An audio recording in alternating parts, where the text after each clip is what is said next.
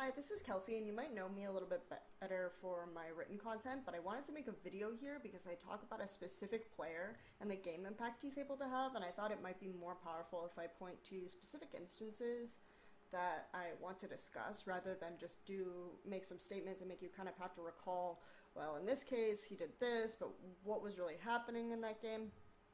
It just made more sense to make a video.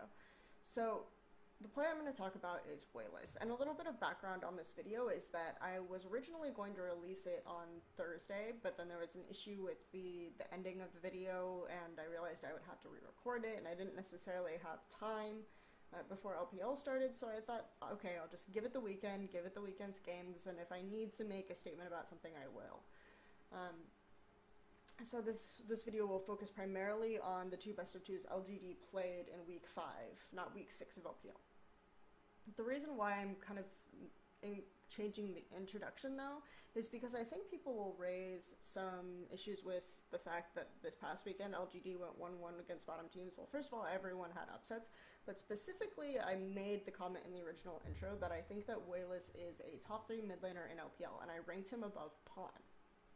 Now, I thought about this because Pawn had this really good weekend. He performed really well for EDG, and EDG went 1-1 against OMG and King, and I'm not really going to hold that against them. I think King and OMG are both much stronger opponents overall than Ganti and Energy Pacemaker, but I thought about the statement that I made previously in terms of the game impact that the player has, and do I really think that the difference in the performances for those weekends and overall obscures what I'm talking about with We1less, and I don't think it does, because to me, We1less is a number 3 in mid laner in LPL because of the fact that LGD kind of lives and dies on his performances. And that's a really big claim to make when you have someone like Imp, you have someone like Acorn, you have someone like Flame on that team, even PYL. Whereas I don't think that that's necessarily the case with some of these other mid laners. They can perform well or poorly, and it can maybe not really influence whether or not the team succeeds. And off of that, the fact that LGD, I think right now, is tied for 4th place with Invictus Gaming is really huge to me in terms of the impact this guy is able to have. So you might kind of complain about the fact that I rank him over Pawn, but I'm going to stick by it, and here's why. First of all, I'm going to cover 3 games in particular, the 2 games against Vici Gaming and 1 game against OMG. And I'm going to, first of all, look at, in Vici Gaming, he played Lissandra. I'm going to look and talk about his engage sense and the way his team kind of won off of that there. The second game, I'm going to talk about his Anivia play and the large champion pool that he has and why the Anivia pick worked so well in that particular instance. And then finally, I'm going to talk about the big cool versus We1less game.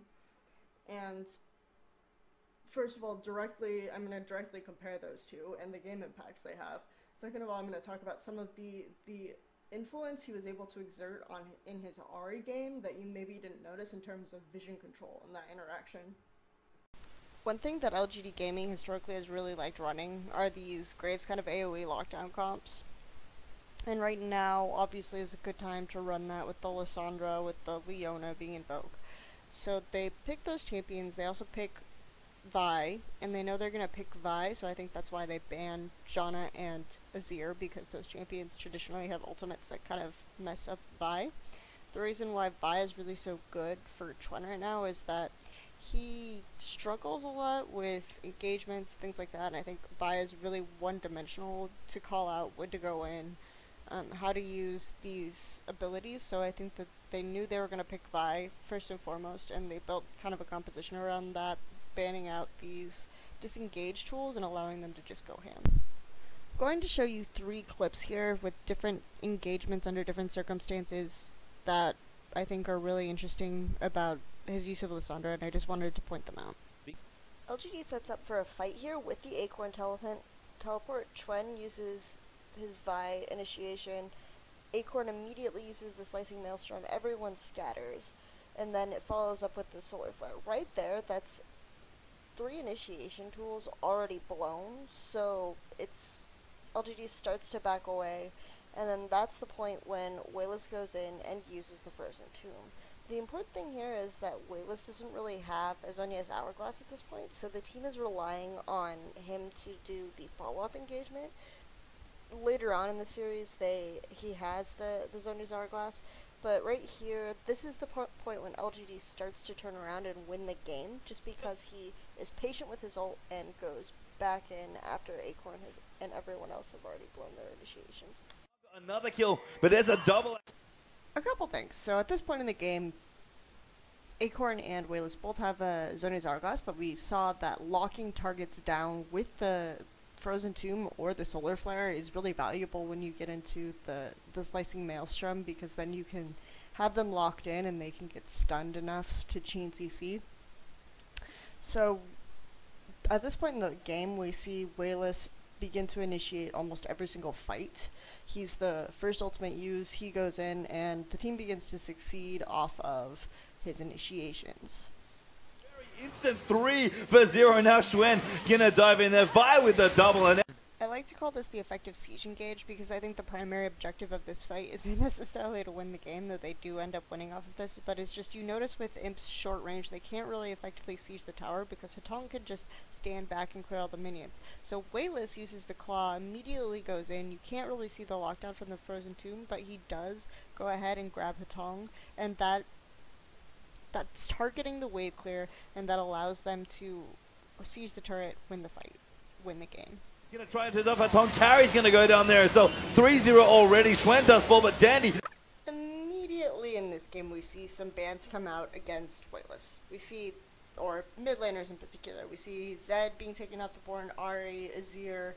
They ban the Azir LGD probably because they want to go for Vi again, since that's a really strong champion right now that's been useful for Twin.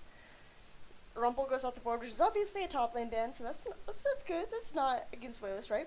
But then we lose Kassadin and Lissandra, because you can't give blue side Lissandra, the champion's too powerful. So effectively 5 bans, champions that We1less can play, that he can no longer play, that are off the board. Vi is first picked by VG Gaming, so LGG knows they can't go for that, but Janna, which was banned last game, is left up. So they immediately start thinking about and putting together a more disengaged base composition, especially after VG Gaming's next rotation of picks, which very all-in type picks in terms of engagement.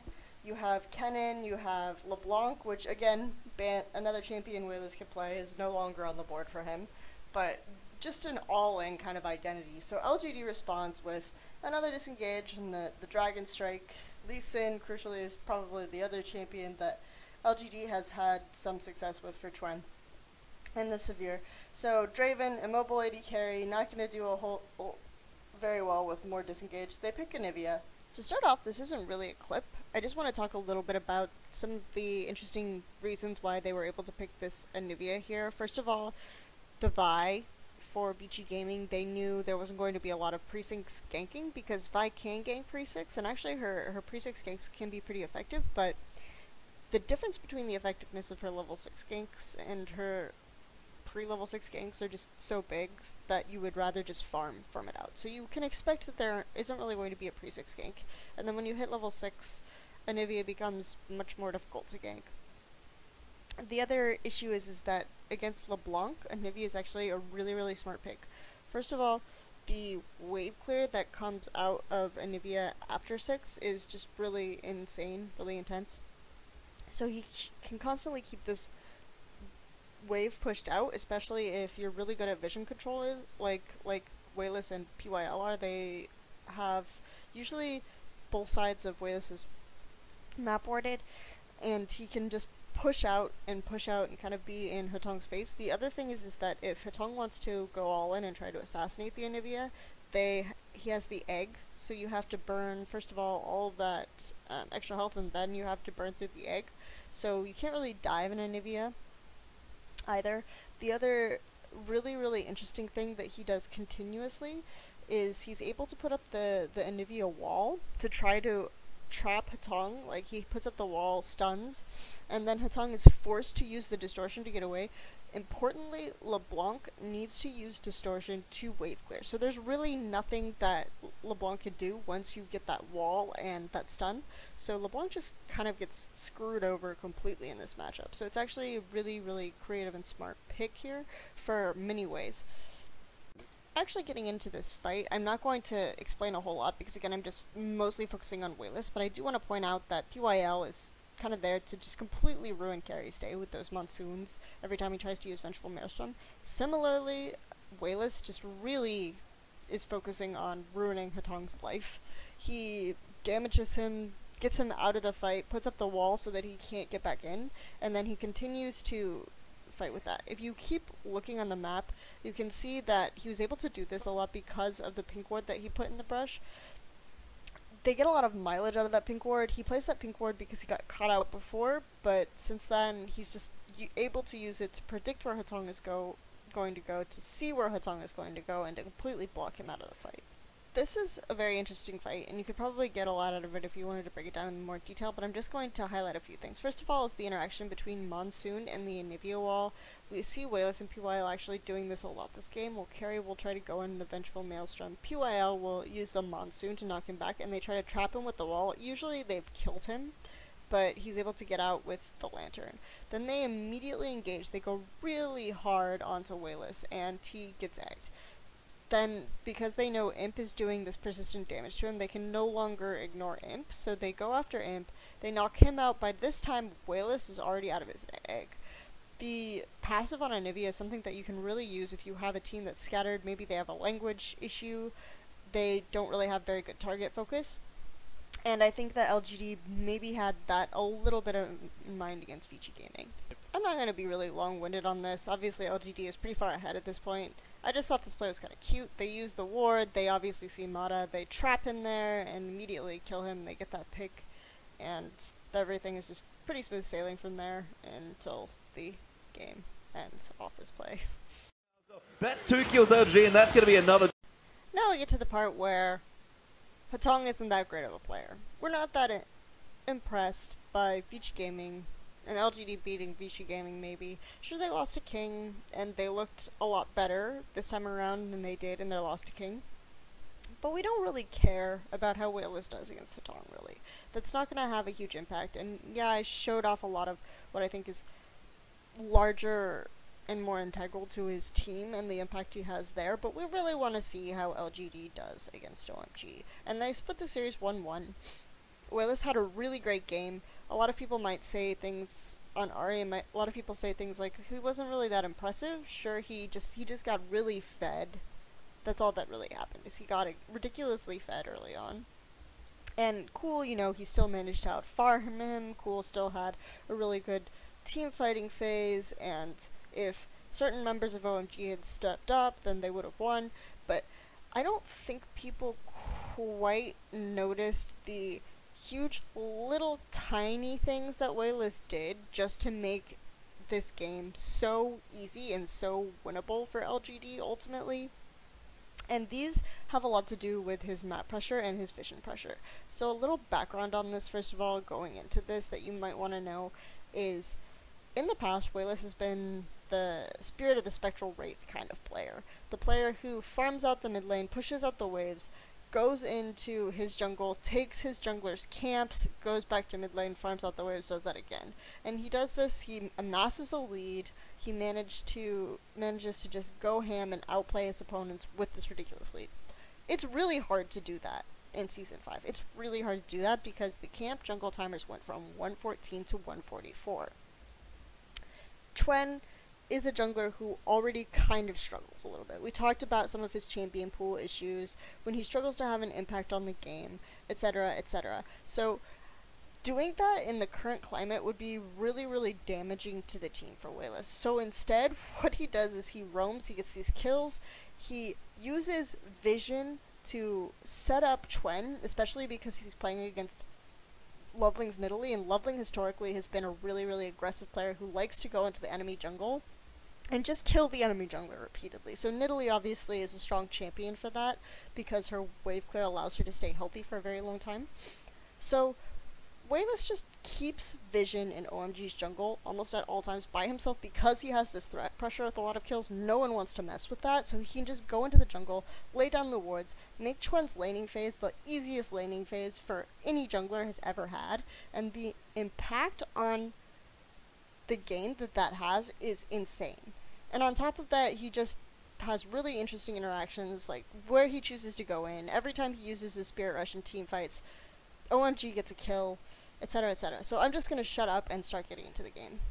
If you watch this game, you obviously remember how it starts. It's probably the biggest highlight moment. Off of a pink ward, We1less gets that kill on Nidalee. The crucial thing is he did place that pink ward, so he's already starting to think about and put his early gold into the vision control of the jungle against the aggressive Nidalee. The rest is, we have really no idea why Law and UZI were kiting up towards mid like this. It's really kind of bizarre. I don't think there was a replay on this or anything, but We1less picks up 3 kills, so you think that he has to have a huge impact. This is what I like to call the reverse Bengi faker. Everyone remembers at the end of Season 3, Bengi had this reputation for, if he would get an assist or a kill or something, he would go back and he would immediately buy Mobies and a bunch of wards, and he would keep everything well warded. He would get off a lot of ganks that way, and just Faker can do whatever he wanted as a result. In this situation, I think that We1less does something very similar. If you notice that when he goes back, he immediately buys a pink ward and a green ward. And from that, he starts to just exert so much vision control and pressure on the map with the amount of gold and the kills that he has buying that straight up Morellonomicon. And this is where the argument against, even though We1less had so many kills, Cool just out-farmed him in every way, was so much more important, was able to be impressive in this regard. This is where I have some issues with that argument, because you can kind of see how much vision pressure We1less exerted. He would put in the wards on the upper red side jungle, he would clear out the vision there, and whenever Loveling, this is also more important, would try to get into the jungle to clear out some of the wards on LGD's side that We1less had placed, because he had so much gold and so much itemization and he was so strong, he just had to show up and then Loveling would immediately be chased away. He couldn't get wards down, he couldn't do any evades, he couldn't do anything like that just because of how hard We1less was on him. And in this regard, We1less uses his advantage to give Chuen the easiest laning phase any jungle has pretty much ever had. And Loveling, the Nidalee pick, just never got off.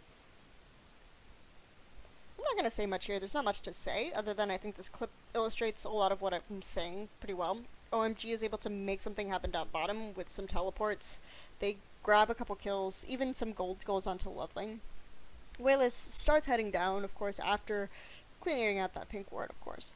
And he brings Chuen with him, and they're flanking around this side. We1less dodges the spear, immediately starts going in with the Spirit Rush, and importantly, Chuen gets these 2 kills. So Chuen is just so much further ahead than Loveling in this game, and he's going to have more of an impact on teamfights. Kill for Chuen. I'm not sure if I've been able to convince you that We1less had a larger impact on the early game than Cool did, despite Cool out-farming him, or whatever. But this is about the team phase, and I'd like to point out that We1less, before he goes in this clip, will always use that sweeping lens to make sure he has the element of surprise and that no one can really expect him to go in. Immediately, Cool gets blown up. He doesn't really do anything at all this fight, but every single charge that We1less does with Spirit Rush results in a kill for either him or Imp. This is a very similar setup, just again reiterating We1less using that sweeping lens. After he does, though, he doesn't really care because he just full charges in. He immediately, to reiterate, is the initiation for his team in this game again. His Spirit Rush is able to completely zone out UZI and go going, and then Cool has to use that Emperor's Divide to disengage. I want to preface these next couple fights by saying that I'm going to be critical of Cool. And being critical doesn't mean mean, and it doesn't mean that I think that Cool is a bad mid laner or even worse than We1less. I already said that I think Cool is actually more impactful and more powerful mid laner overall than We1less is right now. But to say that We1less had 1 good game and Cool had 2 good games is pretty wrong. Cool Azir was not just kind of not really impacting the map by staying in lane and just farming while We1less moved around, controlled vision on the map, shut down leveling, got TBQ kills. Cool's team fighting was also really left a lot to be desired. His Emperor's Divide in the last clip we showed was probably his best Emperor's Divide all game, and he just used it for disengage. The rest were either damaging to the team or just had no real effect at all. So that's kind of what I want to talk to here, is contrasting his performance in teamfights with We1less's. I don't even think this fight was that good from We1less, but I think that overall he drew attention, he went in with Zhonya's, he allowed the other members of his team to lay down some of their damage and some of their own abilities. Right here, his engage, really not that great, but then we see the Emperor's Divide come out of Cool. He puts 3 members of LGD effectively on top of UZI, and he dies there. That's, I don't know, they probably wouldn't have won the fight anyway, but that wasn't a good Emperor's Divide. Again, We1less, not the best fight. He goes in with TBQ, but gets caught out by the Tibbers. I think it's really important to note here that he pulls the attention of both Going and Cool right there in this fight, so they aren't really paying attention to anyone else. And since there's been a lot of work put into getting the other carries of LGD ahead, that's really all he has to do, is he blows the anti-ult, he pulls Going and Cool, arguably some of the most effective members of OMG. And then, meanwhile, again, Cool has just this random Emperor's Divide that I'm not even sure why it was there. I think this is one of the coolest fights in the game, in ways, just because of We1less's patience, but the camera and the English broadcast doesn't really get it, so I just wanted to illustrate that. So, initially we have Going zoning out pretty much all of the carries of LGD. They eventually pull him down, but the rest of OMG isn't able to get to this fight, so We1less then is being very patient. He goes off on the side, and off screen, his charges kind of decimate OMG, and Cool, again, is just, I don't know. He has a whatever Emperor's Divide that only saves himself, and that's about it. So if you made it all the way through that, maybe I didn't necessarily convince you that We1less is a top 3 mid laner in LPL. I think to do that I would have to make some more direct comparisons and show you a little bit of what I'm talking about with Pawn, but maybe that's the subject of another video, I have no idea. But anyway, if you did make it all the way through, I hope I at least gave you a perspective on why I rate We1less so highly. The game impact that I think he has with his engage sense.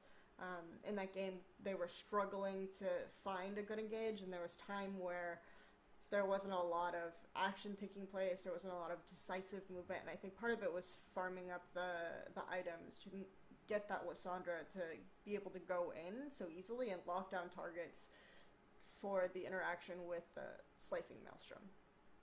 And then the other thing that I wanted to talk about in the Vici side, of course, was the Anivia pick, and a little bit of background on that. In the post-game interview, he said that he doesn't really even play that much Anivia. They picked it because there were so many bans, and he said, my entire champion pool is banned out. I don't really buy that, because I feel like he must have practiced it a little bit more, given how well it worked with this composition. This felt like a holistic composition. Maybe they did come up with it on the fly, and that's pretty impressive for its own sake too.